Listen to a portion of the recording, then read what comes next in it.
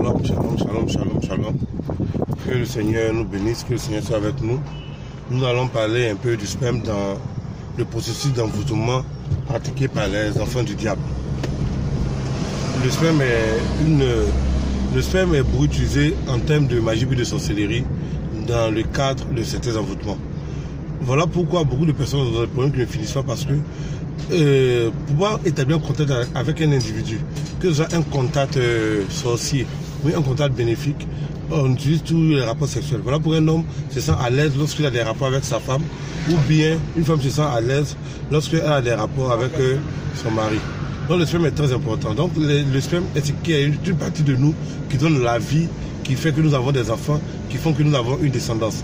Le diable utilise le sperme pour pratiquer des envoûtements parce que le sperme contient tout l'héritage spirituel et physique d'un individu. Voilà pourquoi nos enfants nous ressemblent. Voilà pourquoi nos enfants ont des traits de notre caractère. Donc on donne tout notre héritage spirituel à nos enfants. Donc lorsque une femme ou bien un individu a à sa possession le sperme de quelqu'un, il a en sa possession tout l'héritage physique et spirituel de la personne. Voyez-vous. Et donc voilà pourquoi beaucoup de personnes se retrouvent dans des situations compliquées parce que en ayant le sperme d'un individu, tu peux pratiquer toutes sortes de magie, de sorcellerie et il sera accessible à cette magie et puis à cette sorcellerie. Et si tu n'es pas protégé par les forces divines, n'importe quel envoûtement fait à base de sperme va produire nécessairement un résultat. Voilà pourquoi beaucoup de personnes perdent leur foyer parce que si ton mari a une aventure quelque part et qu'on réussit à lui soutirer du sperme, c'est fini parce que la femme va détruire ton foyer. Voilà pourquoi beaucoup de femmes détruisent leur foyer, elles accusent leurs hommes de mauvais comportements, mais en réalité, leurs hommes sont victimes d'envoûtements, de sorcellerie, de toutes sortes de pratiques occultes qui font qu'ils ne sont plus lucides. Et ils ont un amour débordant pour une autre femme. Ce que tu ne feras pas pour ta famille à la maison, tu vas le faire nécessairement pour ta maîtresse dehors. Donc les envoûtements à base de sperme sont vraiment très très efficaces et très dangereux.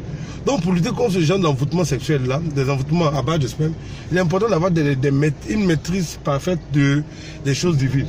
C'est ce qui nous permettra de pouvoir maîtriser tout sortes d'envoûtements. Les esprits qui sont à la base des envoûtements sexuels sont les asmodées. Et comme je le dis, tout l'héritage spirituel de quelqu'un se trouve dans son sperme.